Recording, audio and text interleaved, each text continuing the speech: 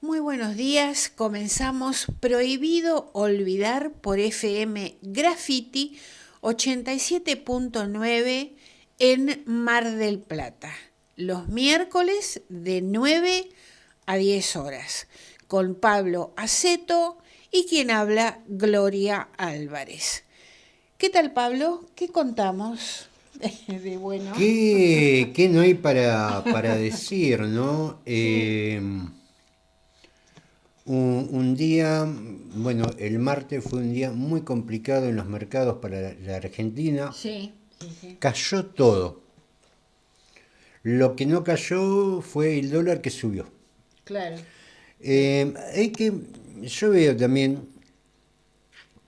porque ¿cuál es el gran vicio de los medios de comunicación, la política, que son las medias verdades? La media verdad es decir que cayó los mercados en la Argentina. Y la verdad que cayó en todo el mundo. Ajá. De hecho, el precio del crudo está a 77,25. Lo que yo siempre digo, va a subir, sí, en algún momento va a subir.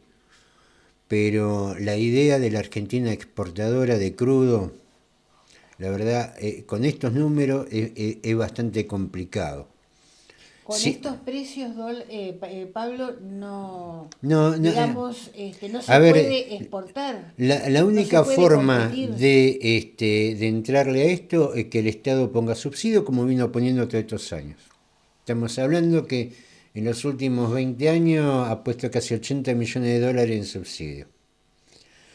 Esto para lo que hablan del tema de los planes, bueno, las petroleras planeras sería en este caso, Claro, que se llevan casi 80 millones de dólares en 21 años.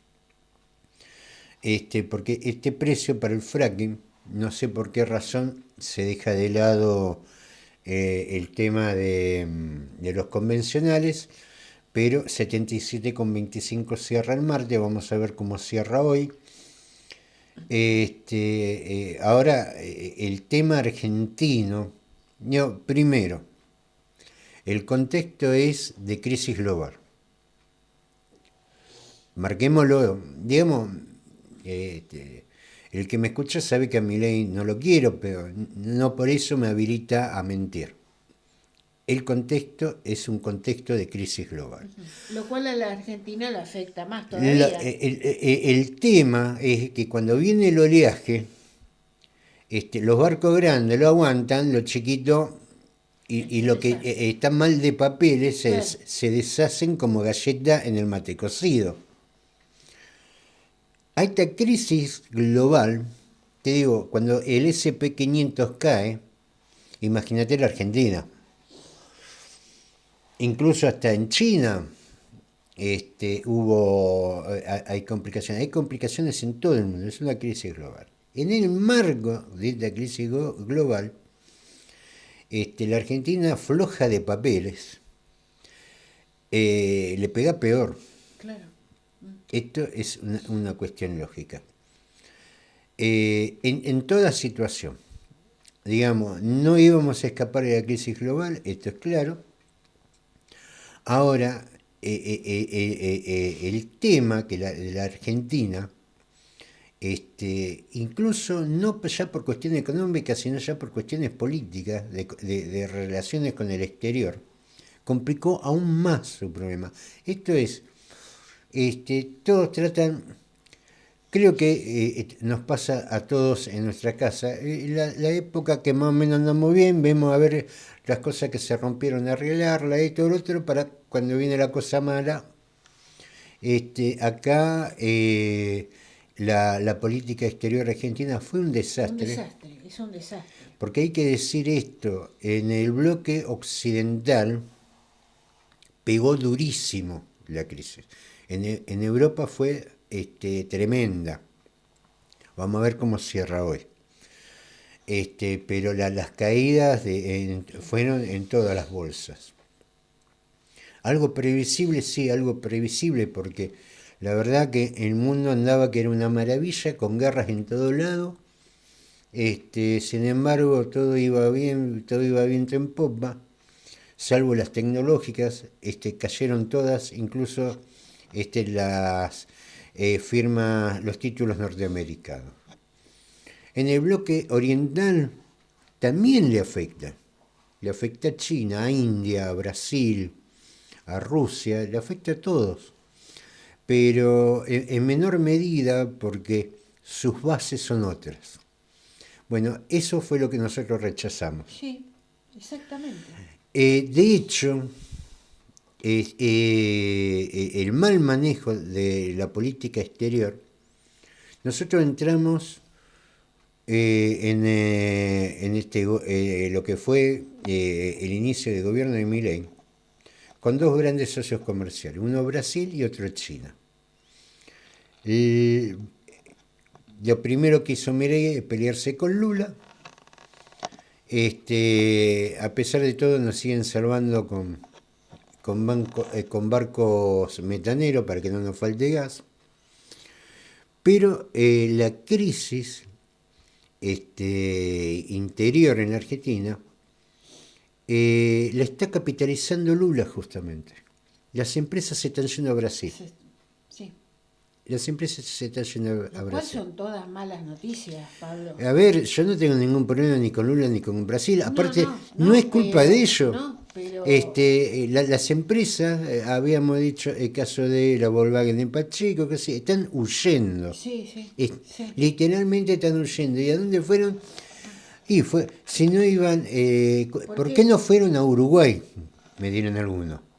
Y este es un concepto que yo pido disculpas por lo reiterativo, pero como soy uno de los pocos que hablan del tema, las inversiones productivas no van detrás de reformas laborales ni nada de eso, van donde le garantiza energía abundante y barata, cosa que no pasa en la Argentina, sí pasa en Brasil y no pasa en Uruguay. En Uruguay no tienen precios internacionales. Por eso también, ¿Uruguay es un país ordenado? Es un país ordenado Uruguay. Pero en Uruguay también tienen precios internacionales, Pablo. Sí, ellos no tienen otra alternativa. Ellos no tienen yacimiento. Pero claro, pero nosotros sí los tenemos. Nosotros sí lo tenemos. Brasil también lo tiene. Entonces, fíjense en este razonamiento que es de perogrullo, porque la verdad es básico, los países están en guerra por estas cosas. Es decir, ante un país ordenado como Brasil y un país ordenado como Uruguay, que encima Uruguay hasta tiene más exenciones impositivas. Tiene más exenciones impositivas. ¿Por qué razón no se van a Uruguay y se van a Brasil? Porque Uruguay no tiene la posibilidad, no tiene los recursos naturales para generar energía abundante y barata. Es a precio internacional, por eso se están yendo de acá también. Claro. Claro. Entonces es y importante. Brasil es un país más previsible. No, y Uruguay también. Pero Uruguay no tiene energía abundante y barata. No porque por un problema político, sino por un problema natural. Y claro, no tienen los recursos. Entonces, ellos no tienen los recursos. Ellos no tienen los recursos. Nosotros sí tenemos. Por eso, pero esto lo que hay que tener en cuenta, que las inversiones productivas no van a cualquier lado, no van por joder a los jubilados ni por joder a los trabajadores, van a donde hay energía abundante y barata.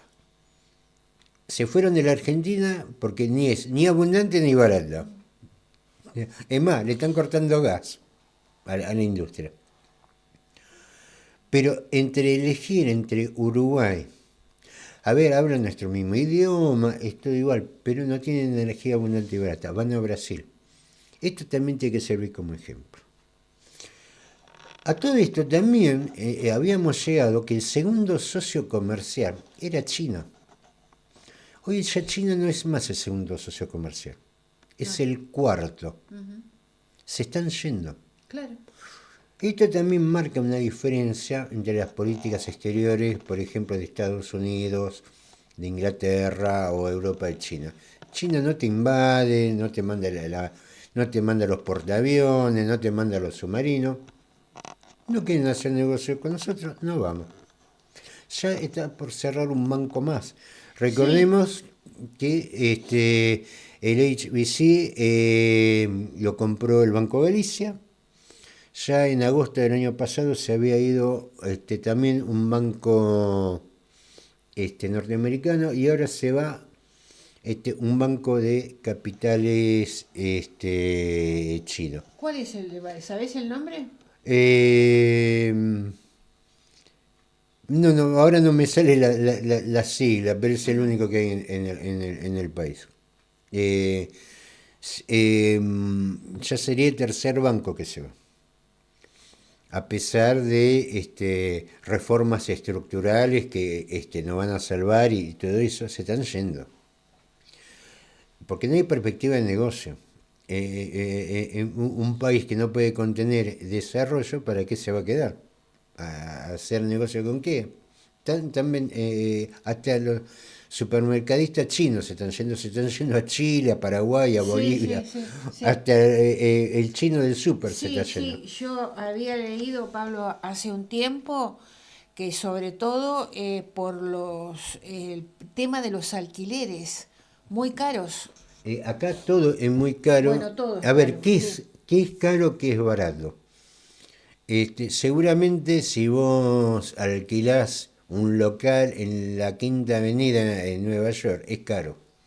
Ahora vos vendés, entonces Claro. no es caro. Ahora, viste, si la gente está seca, no puede vender nada, tiene que vender todo con promociones. Y el costo de la energía, que también está, porque vos tenés especialmente producto alimenticio, vos cerraste a la noche y abriste al otro día, pero la energía la gastás las 24 horas, porque la heladera no la podés parar. Encima, después no tenés venta, entonces también a qué se van a quedar. Entonces el alquiler termina siendo caro. Los impuestos terminan siendo caros, todo termina siendo caro. Pero el tema, no solamente que China ya no es nuestro segundo socio comercial, el segundo pasó a ser Estados Unidos y el tercero Europa. No porque Estados Unidos o Europa hayan incrementado su actividad comercial, es porque China se está yendo. Recordemos que China compraba el 80% de la producción cárnica de la Argentina. Y no nos olvidemos que nuestras principales importaciones son de China. Todos los elementos que estamos usando ahora, por ejemplo, para comunicarnos, es de China. Es decir, cuando se rompan, ¿quién lo va a reponer? O sea, nos estamos asociando, Pablo, con países que están en decadencia. Están en decadencia, no nos aportan nada, porque la gran mayoría de las cuestiones electrónicas y todo eso, los televisores que tenemos, las computadoras que tenemos, son todo de origen chino. Incluso si compramos de marca alemana, son de origen chino. Digamos, si compramos elementos, por ejemplo, para la transición energética, paneles solares, esto, se lo compramos a Italia o Alemania, es de origen chino. Por más que te lo vendan los italianos, con una marca italiana, es chino. Muchas de las cuestiones de mecánica, de automotores, por más que digan Alemania, Italia o Francia, son de origen chino. Y eso nos está, de a poco, ¿cómo no? En este momento, por ahí no nos vamos a dar cuenta. Pero cuando empiece a pasar el tiempo y las cosas se empiecen a romper, a gastar y todo eso, ahí nos vamos a dar cuenta la importancia de China. A todo esto, ¿qué es lo que dicen los chinos? No vamos. No hay ningún problema, amigo, como siempre. Somos todos iguales, como ustedes dicen. Sí, sí, Como dijo sí. Mondino, son todos iguales. Los chinos son todos iguales. No vamos, no hay ningún problema. Devuélvanos el tema del SWAP, la Claro. plata que le prestamos. Ahí está medio complicado el No, tema, no está Pablo. complicado, no hay con qué pagarlo. Claro. No hay con qué pagarlo. Tiene que pagar en dos partes. Ahora en julio, no, perdón, ahora en junio, bien digo, y la otra parte en mayo. En total, 5.000 y pico millones de dólares que para China no le mueve el amperímetro. Ahora, ya, si fuera por eso, hasta te lo regalan. Pero no es la cuestión la que está en discusión. Argentina no tiene 5.200 millones de dólares para pagar. Esa es la cuestión. ¿Qué es lo que incrementa la crisis en Argentina? Seamos sinceros, hay que decir la verdad. La crisis que se está dando en todos los papeles argentinos, en todas las inversiones argentinas, es parte de una crisis mundial. En la Argentina se potencia por todo este tipo de cosas. Es decir, no estamos pasando lo que pasa en los demás, no, la estamos pasando peor, siempre la vamos a pasar peor. ¿Por qué? Porque es todo endeble, todo atado con alambre y encima mal llevados. ¿Viste? Ladramos y no tenemos dientes. Este es el tema. ¿Qué necesidad había de pelearse con Lula? ¿Qué necesidad había de pelearse con los chinos? No, no había ninguna necesidad. Fue lo que a la gilada, que es anticomunista, ¿viste? Porque son anticomunistas. Si alguna vez gobernó acá, no el comunismo, ni el socialismo, la única etapa que hubo de gobiernos socialistas, más o menos seguida, fue en Mar del Plata, por ejemplo. Y no hay un mal recuerdo de gobiernos socialistas en Mar del Plata, No, todo para lo nada. contrario, diría. Son buenos recuerdos lo que dejó los socialistas en Mar del Plata. Ahora hay una gran gilada que no, son comunistas. Bueno, bárbaro, listo. Andá, fíjate cuando tenga que cambiar la computadora, cuando vayas a cambiar un repuesto del auto, y no importa si el auto es alemán, francés o italiano, ¿eh? Porque los repuestos de los autos Son chinos. franceses, alemanes e italianos, la gran mayoría es producción china, porque lo italiano, los alemanes y los franceses van a producir a China porque China les ofrece mejores condiciones y no solamente con el tema del salario, porque ya el salario promedio chino ya son todos de clase media, sino hay otras condiciones que ofrece que ni a los alemanes, ni a los franceses, ni a los italianos les preocupa pagar buenos sueldos. No les preocupa las condiciones que la Argentina, por ejemplo, no les da cuando un día de golpe y porrazo, y porque se te ocurrió cortar la obra pública, dejaste al país sin gas, por ejemplo, y vos tenés que parar la producción porque te dejaron sin gas, te dejaron sin dólares para importar insumos, un día te meten impuesto, otro día te lo duplican y otro día te lo triplican. El fracaso de Milei es, aparte del absurdo en sus políticas exteriores, es por las mismas razones que fracasaron los gobiernos anteriores. No atienden el problema fundamental de una economía. Una economía se desarrolla y es competitiva en el mundo, es decir, puede exportar cuando su política energética responde a esas necesidades y no a las necesidades únicamente de los exportadores. Muy bien, vamos a comentar cómo va a ser el programa de hoy. Bueno, la columna de Alberto Cortés se llama El estallido de corruptelas e ineptitudes en capital humano. Vamos a tratar de desarrollar las siguientes notas. Milei le daría una embajada a una senadora a cambio del voto a la ley ómnibus. Los diputados nacionales aumentaron su dieta un 80%. Y en el primer trimestre del año la pobreza ascendió al 55,5% y la indigencia al 17,5%. La columna de Pablo Aceto se llama "Milei no tiene plan energético". Y bueno, como siempre nos despedimos con un tema musical. Hoy vamos a escuchar a León Gieco.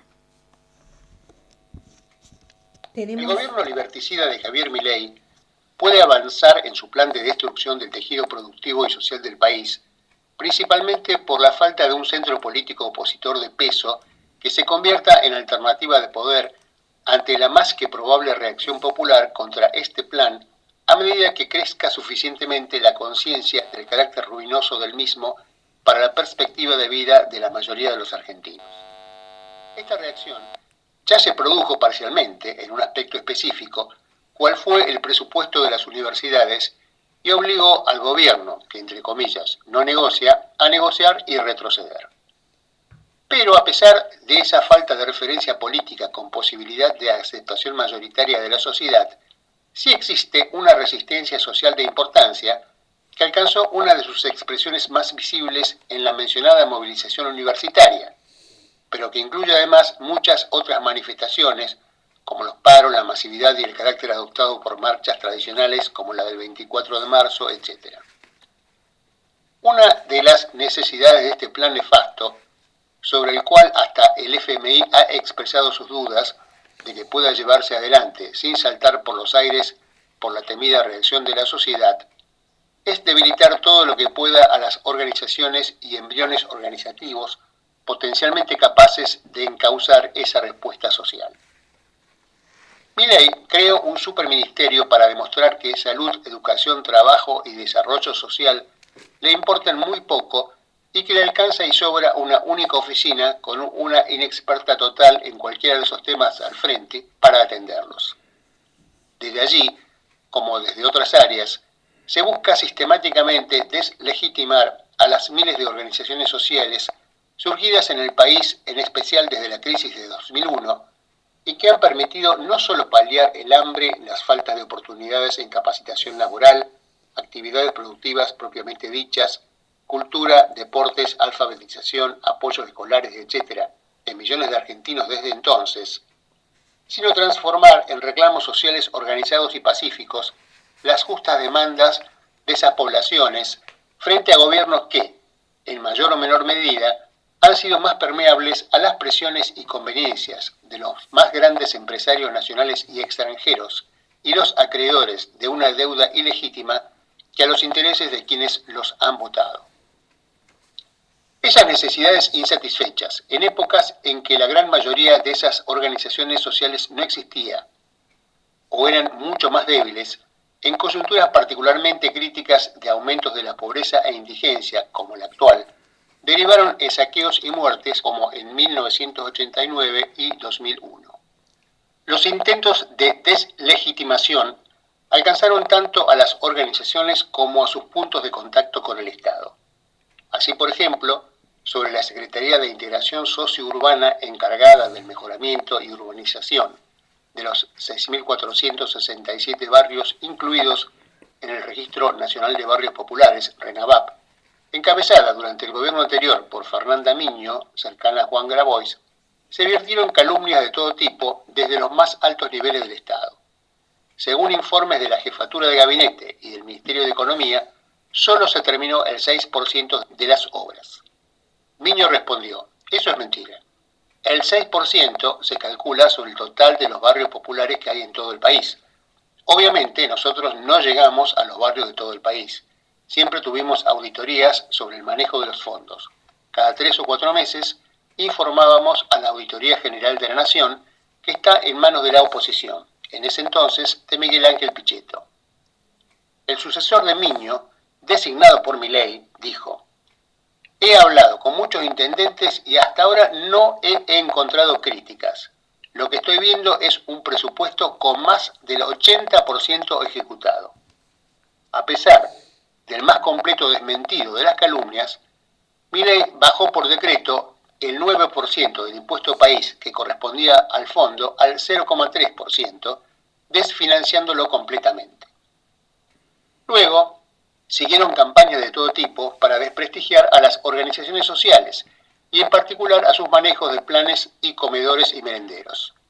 Por supuesto que en un universo que abarca miles de organizaciones y decenas o cientos de miles de personas involucradas, es posible encontrar algunos con prácticas inaceptables o que directamente se roban la comida destinada a los sectores más vulnerables. Esto se sabe desde hace años y desde hace años se proponen medidas para controlar y evitar esas cuestiones, lo cual es absolutamente necesario, pero no es excusa para restringir el servicio alimentario a través de quienes lo hacen correctamente, que son gran mayoría. Quien escribe este texto, por ejemplo, fue autor, como concejal de la ciudad de Rosario en 2011, de un proyecto aprobado por el Consejo Municipal como decreto 35562 para que el municipio publicara en su página web toda la información que permitiera a los vecinos identificar a quienes recibían alimentos del Estado y no les repartían, para así poder denunciarlos con certeza. El municipio nunca lo puso en práctica. Tal como ocurrió con la SISU, se torcieron estadísticas y se magnificaron casos aislados para tener la excusa para recortar brutalmente la ayuda social, justo en el momento en que Milei fogoneaba al máximo la inflación y enviaba a millones debajo de las líneas de pobreza e indigencia.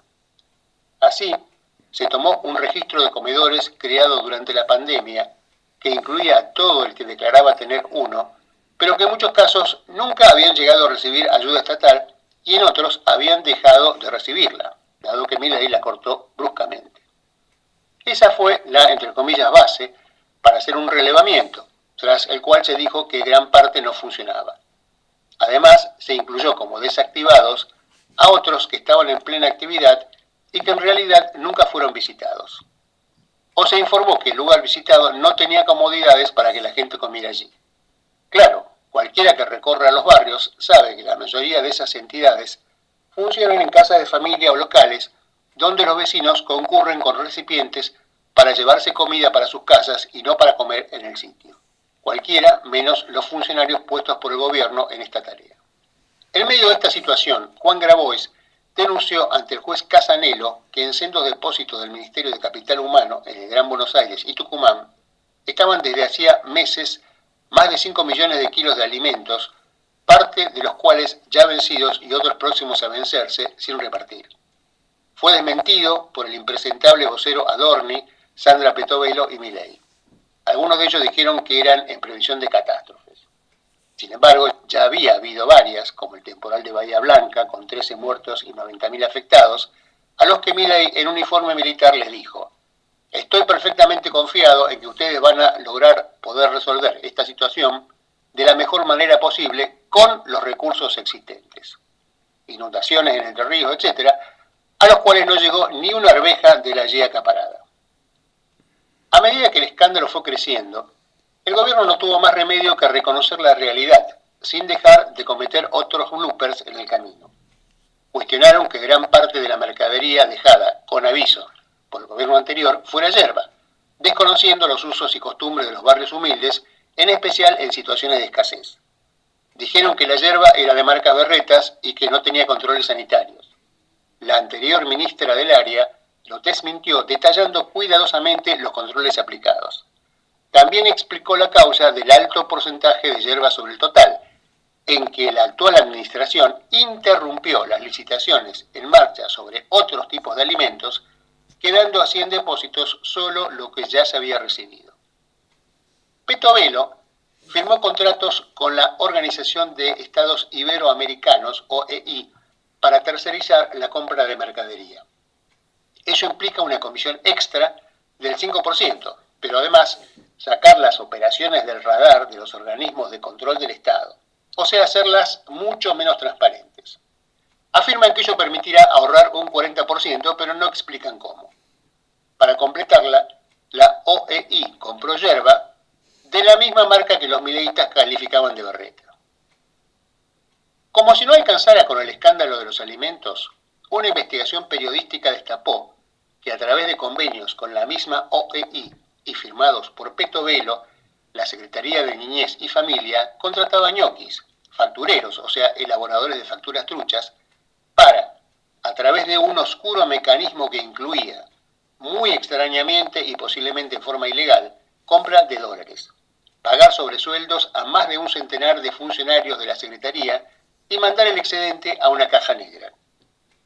Peto Velo echó al secretario de la Torre, que dijo que su jefa estaba al tanto, y lo denunció en la justicia. Acto seguido se descubrió que lo mismo pasaba con 300, en este caso, en educación, otra secretaría de Peto Velo. Milei, en un descanso de su permanente gira mundial para completar su álbum de fotos y no cumplir ninguna función como jefe de Estado, y todo su gabinete, salieron de inmediato a respaldar y elogiar a la, entre comillas, honesta y eficaz ministra que, entre comillas, lidera el combate a la corrupción.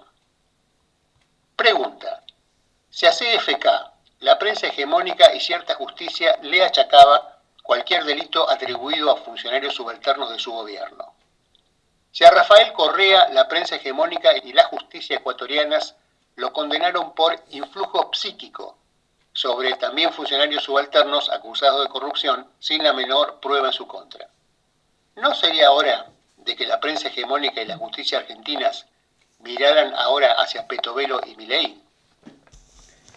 Milei le daría una embajada a Lucila Krexel a cambio del voto a la ley Ómnibus. Sería designada como representante ante la UNESCO en París. Bueno, ¿quién es Lucila Krexel? El gobierno de Javier Milei le daría una embajada a la senadora neuquina, como dijimos recién, Lucila Krexel, a cambio de su voto a favor de la ley Ómnibus. La neuquina sería designada como embajadora ante la UNESCO en París, uno de los destinos más codiciados para la diplomacia y la política. Krexel es una de las senadoras sueltas cuyo voto es clave para que el kirchnerismo llegue a los 37 votos que necesita para bloquear la ley en la Cámara Alta. Esta senadora Lucila Krexel, comenzó su carrera política en el movimiento popular neuquino, pero accedió a su segundo mandato como senadora en una lista de Juntos por el Cambio, a la que se metió en su momento como parte del acuerdo para darle su voto en el Senado a Mauricio Macri cuando era presidente. Desde hace unos meses, Krexel se mueve en línea con los intereses del gobernador de Neuquén, Rolando Rolo Figueroa, pero habría negociado de manera individual para mudarse a París. Krexel tiene mandato, la senadora, hasta 2025 y sus chances de aspirar a un nuevo mandato son muy improbables, ya que no forma parte de ninguno de los espacios políticos fuertes de la provincia y tampoco tiene un armado propio. Es por eso que aceptaría una salida anticipada. Si finalmente se concreta la salida de Krexel, su lugar debería ser ocupado por el diputado nacional del radicalismo Pablo Servi, y si no asume, ingresaría también radical Ayelén Fernández. Esta senadora, vamos a decir el nombre, Lucila Krexel, es de las personas que dice: tengo ciertas convicciones, pero también puedo tener otras, ¿no es cierto? Hay algo que se ha naturalizado, que es el concepto de la negociación. Sí. No se puede naturalizar todo, claro, incluso también desde el sector del kirchnerismo, incluso lo escucho en la prensa, ¿no? Que es legítimo negociar. No, No es legítimo negociar, es legítimo debatir. Que los legisladores y el poder... Para eso están los legisladores, están para debatir, no para negociar. No para hacer estos negociados. No para negociar. Claro. Absolutamente nada. Claro. No están para negociar, están para debatir. No es lo mismo. Porque que me negocie los intereses del país a favor de un asfalto no es muy ético. Están para debatir los intereses del país, claro, en su conjunto. Claro. Porque no eso... para acomodarse ellos. No, pero no es solamente ello, sino tampoco las cuestiones del sector. No puede anteponer las cuestiones del sector a las cuestiones nacionales. No están para negociar, están para debatir. No es el toma y daca, porque se ha puesto de moda, naturalizado, el toma y daca. Yo te doy esto, dame esto. No, eso es corrupción. Algunos dirán, mirá, no lo hacen con intenciones de quedarse con algo que no les pertenece. No, estoy hablando de corrupción, que es algo más profundo, que es el toma y daca, que es lo que se plantea con la negociación. El toma y daca es corrupción. Y la idea de negociar también es una idea corrupta. Están para debatir, para intercambiar. Puede ser que un senador vaya con una idea y desde el Ejecutivo, esto estamos hablando, por supuesto, desde el punto de vista teórico, y desde el Ejecutivo diga, no, mire, hay razones, fundamentos que se los pongo acá y por ahí el tipo cambia de opinión, o por ahí el legislador hace cambiar de opinión al legislativo. Ha pasado. Yo me acuerdo cuando fue que esto lo íbamos a tocar hoy, el tema que es el juicio de YPF en Nueva York, un tema apasionante, es casi de novela, pero no me pareció que fuera para el miércoles, mejor para el viernes, viste, sentado con un mate a la tarde, para escuchar la radio acá por Graffiti. Vamos a tocar el tema del juicio, le anticipo, puede sonar aburrido, pero no es para nada aburrido. Es un tema más que interesante, el tema del juicio de YPF en Nueva York. Pero volviendo al tema, cuando se hace la compra del 51% de YPF, el ejecutivo, en esa época estaba Cristina Kirchner, lo habían olvidado de que la empresa era YPF, Sociedad Anónima, y también estaba, que ya no existe más porque está todo fusionado, pero en ese momento existía, que era YPF Gas. No lo habían puesto YPF Gas. A los gritos, se me acuerdo, estaba Alcides Argumedo y otros más, diciendo, se están olvidando de YPF Gas. Era el 50% de la empresa lo que se estaban olvidando. Entonces puede haber una relación. Ahora, negociar el toma y daca, eso es corrupción. Lo de esta senadora ya no es corrupción, ya es soborno. Y digamos las cosas como son. Si la negociación está mal, por más que se vaya, o porque está todo tan naturalizado que la gente entra en la corrupción pensando que está todo bien, si la corrupción, la negociación es un concepto corrupto, lo de esta senadora ya no es negociación, ya ni siquiera es corrupción, ya directamente es soborno. Y eso no es corrupción, eso ya es delito. Vamos a ver qué hacen sus pares o si esto se confirma, porque eso es soborno. Claro, no fue elegida para... A ver, si ella cambia un voto sí, por un cargo en el Estado, sí, eso es un toma y daca, eso es soborno. Punto, no hay más discusión, claro. Es soborno. Y es un delito para el Ejecutivo que lo propone, claro. Y es un delito para el que lo recibe, que es la senadora. Eso es soborno, no es otra cosa.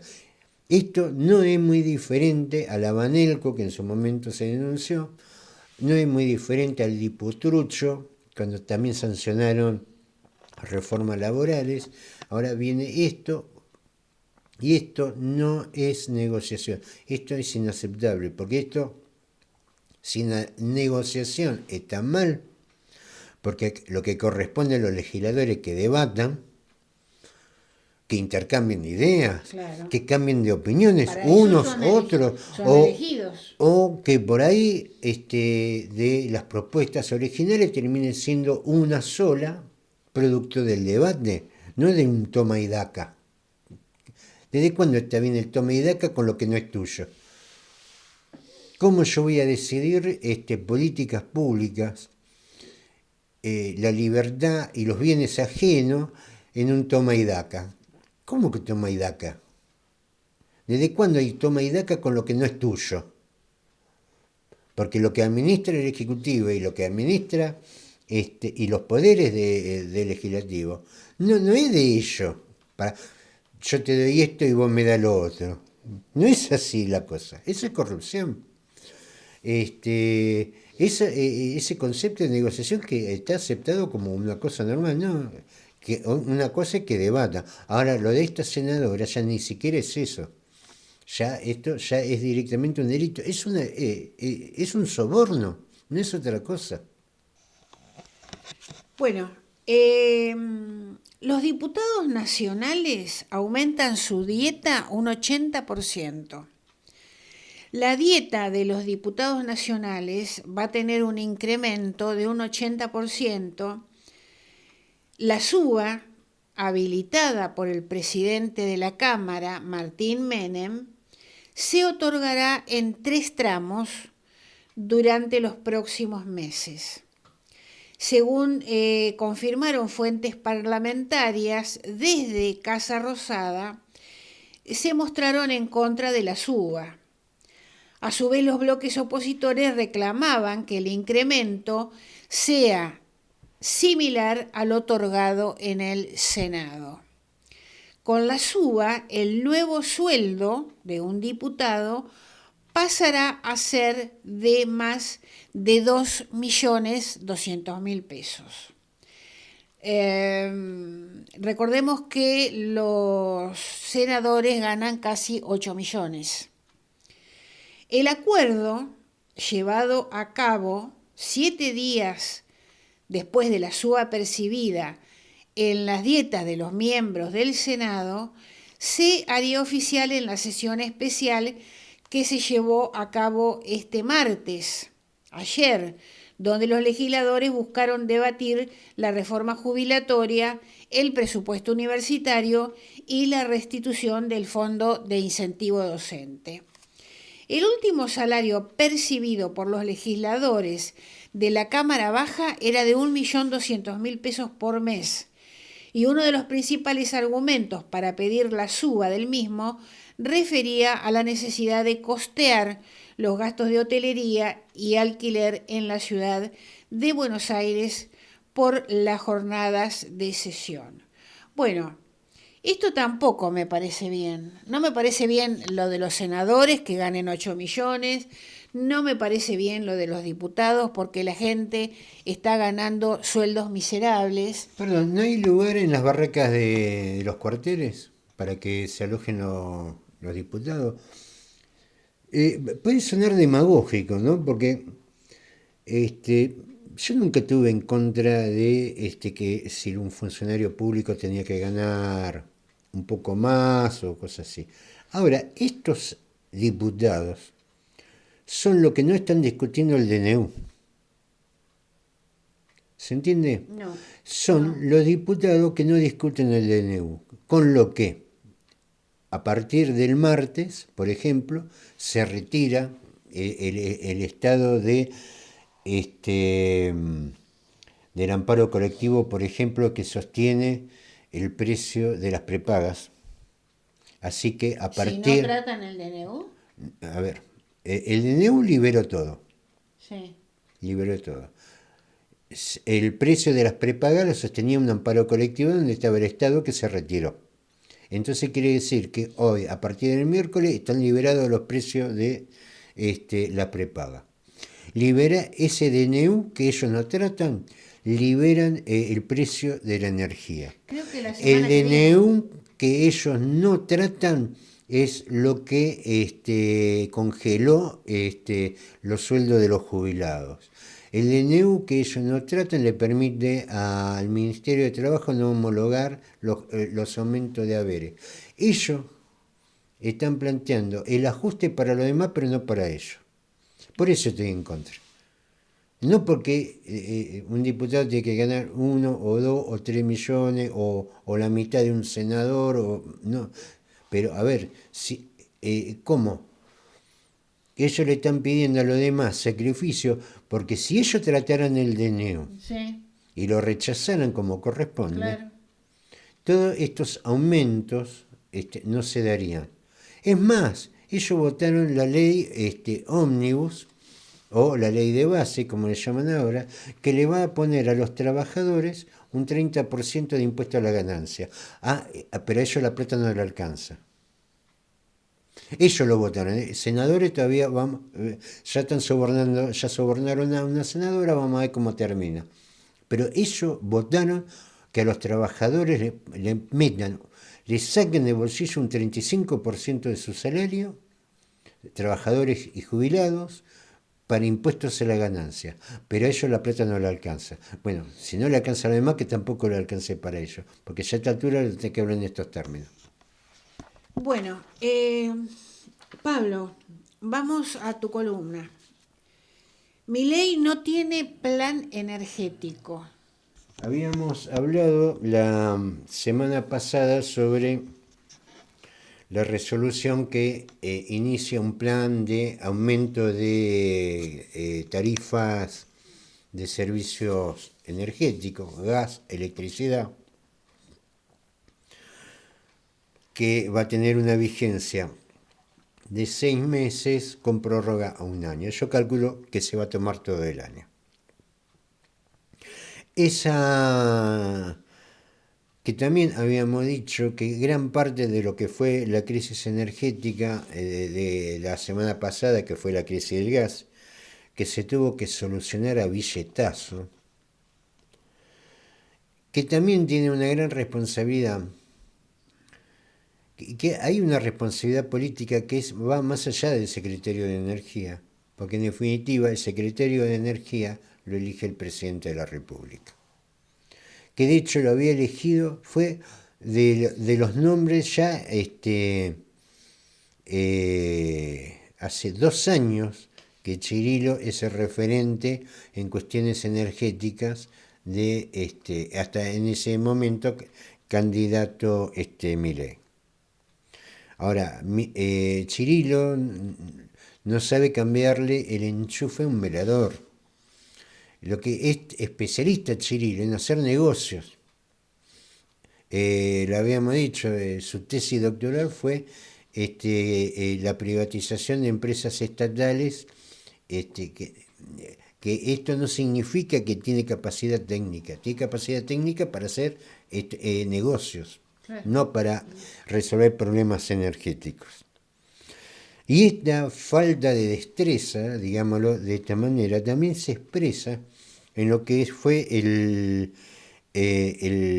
plan de la canasta básica energética, donde se iba a implementar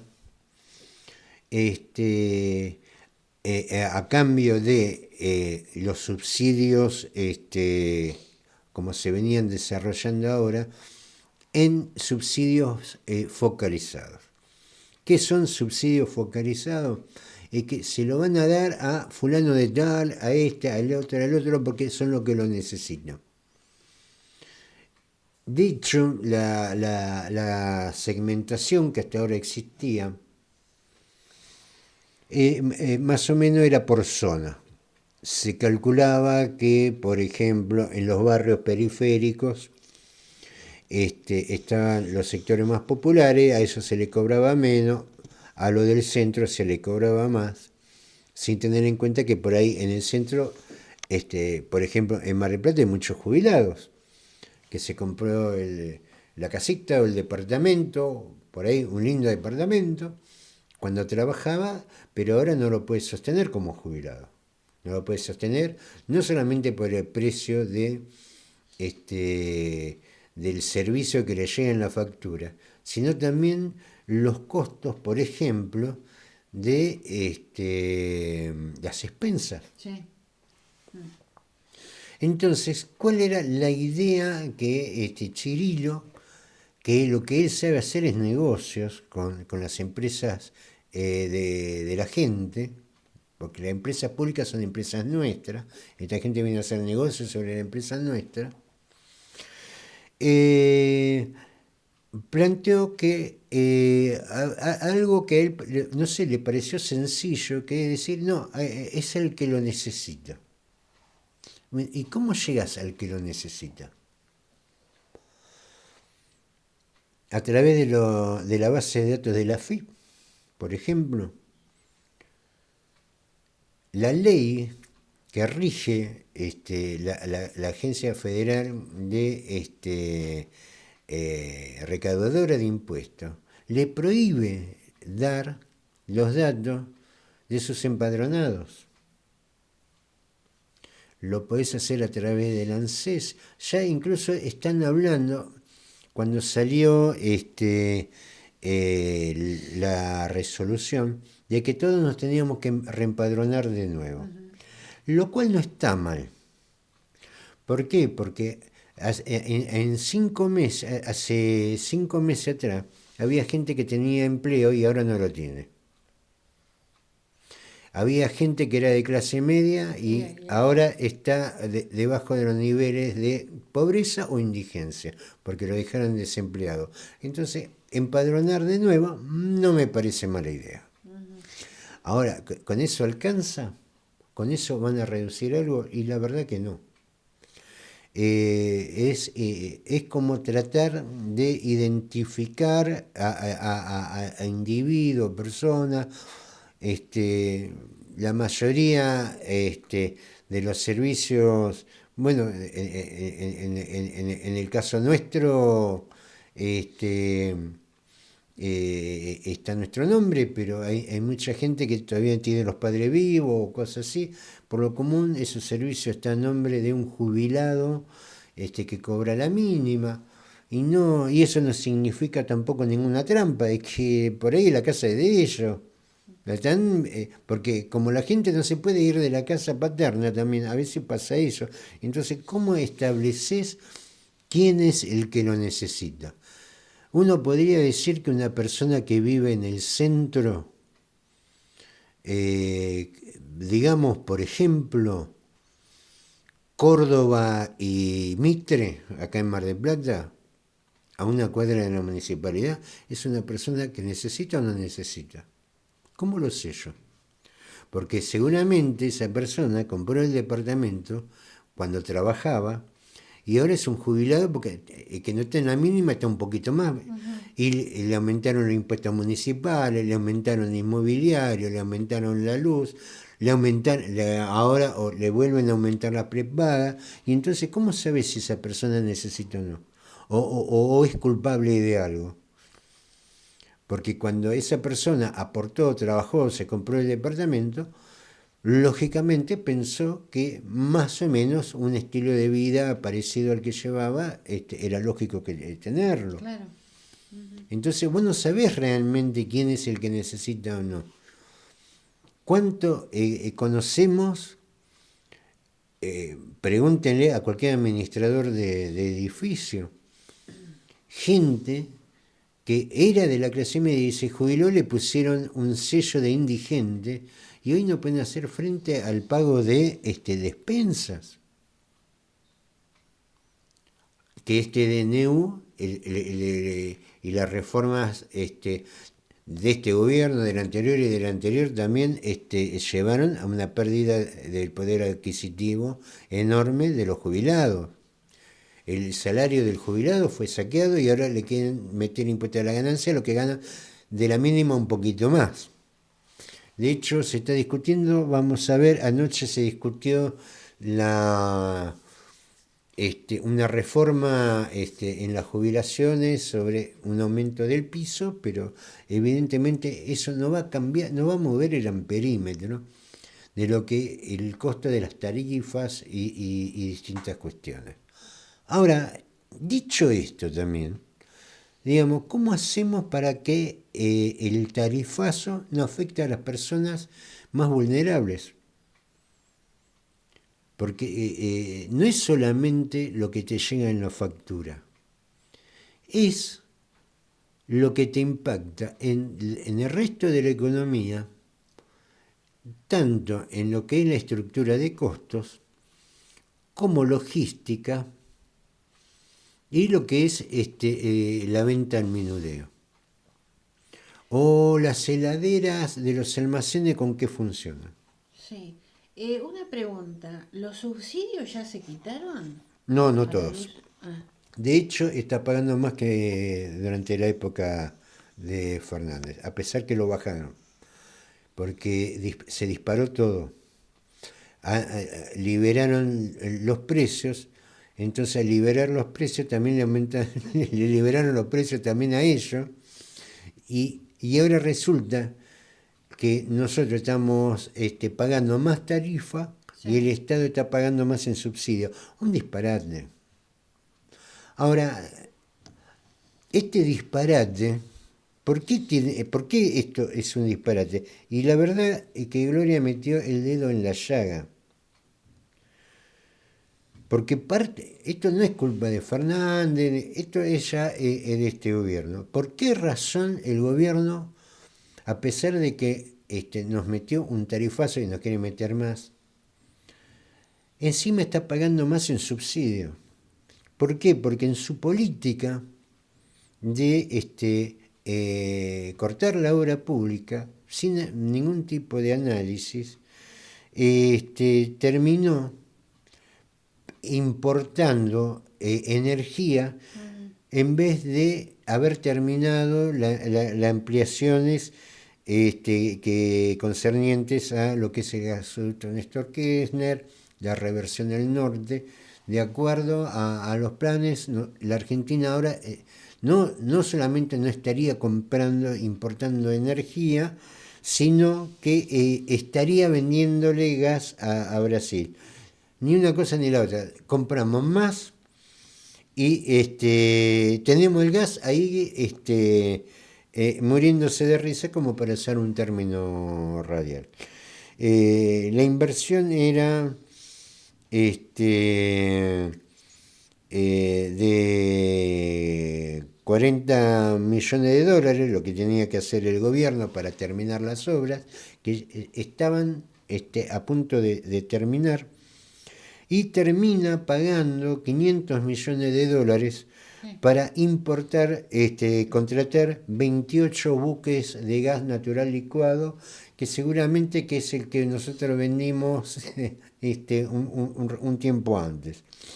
Es decir, terminó pagando 10 veces más, claro, que si hubiera terminado esas obras. El gasoducto, claro. Esto qué diferencia hay, como para que tengan en cuenta, el gasoducto sin que no es que hay que hacer más caño, el caño ya está hecho. Lo que tenían que terminar eran las plantas compresoras, eran 3 plantas compresoras lo que tenía que terminar. ¿Por qué? Porque el gas fluye a presión. Es decir, vos le tenés que inyectar presión. Entonces, para esa impresión se necesitan estas máquinas compresoras. Actualmente transporta 11 millones de metros cúbicos de gas, y con las plantas compresoras 22 millones de metros cúbicos de gas. Es por eso que termina pagando más ahora que en la época de Alberto Fernández, a pesar de que a nosotros, esto es un disparate, por el lado en que se lo mire. Cada uno viene compitiendo a ver quién es el peor gobierno de la historia de la Argentina. Esto es impecable, cada uno que viene es peor que el anterior. Bueno, de las 3 plantas compresoras que habíamos hablado, no se termina haciendo. Lo más lindo que va a haber que hacerlo, pero aparte tuvimos que comprar 28 barcos de GNL más. Es decir, terminamos gastando 10 veces más. Muchísimo más. No, esto es...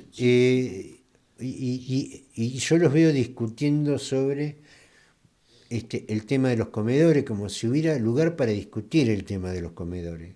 El tema de los comedores hay que resolverlo. Ahora mandan al ejército, ahora el ejército son fleteros. Cuando existen, digo, qué poco amor que le tenemos al sistema republicano. Porque ¿para qué elegimos intendente? ¿Para qué elegimos gobernadores? ¿Para qué elegimos...? No, hay que movilizar el ejército. A ver, manejate con las instituciones que tenés, ahí tenés los intendentes, ahí tenés los gobernadores, manejate con eso y después andar resolviendo los problemas. No podemos estar discutiendo eso mientras se nos va, gastamos 10 veces más en energía. Por esto las empresas se van a Brasil. Porque esto es imposible proyectar una industria en la Argentina en estas condiciones. Donde si encima... te quedas sin gas, si te quedas sin energía eléctrica. Te quedas sin gas, sin energía. Tiene que ser más previsible todo. A ver, ¿para qué tener recursos naturales si terminas vendiendo a precio internacional? ¿Quién va a venir? Porque esta es la discusión de fondo, porque nos hicieron creer que el problema es la emisión. No, el problema no es la emisión. El problema es que vos emitís por todo este agujero que nos genera. ¿De dónde va a salir esos 500 millones de dólares? ¿De dónde van a salir? Van a salir de rematar cosas, de darle a la maquinita para comprar dólares. Ahí se va el déficit. No es la emisión en sí, es el empobrecimiento de la política de entrega y de las políticas mal desarrolladas, porque acá lo que nos vienen gobernando es gente que se dedica a negocios, no a construir políticas en función al interés nacional. Bien, nos volvemos a encontrar el miércoles que viene de 9 a 10 horas, pero estamos este viernes con casi sábado de 19 a 20 horas por FM Graffiti 87.9. Como siempre nos vamos escuchando un tema musical. León Gieco, Ojo con los Orozco, saludos para todos.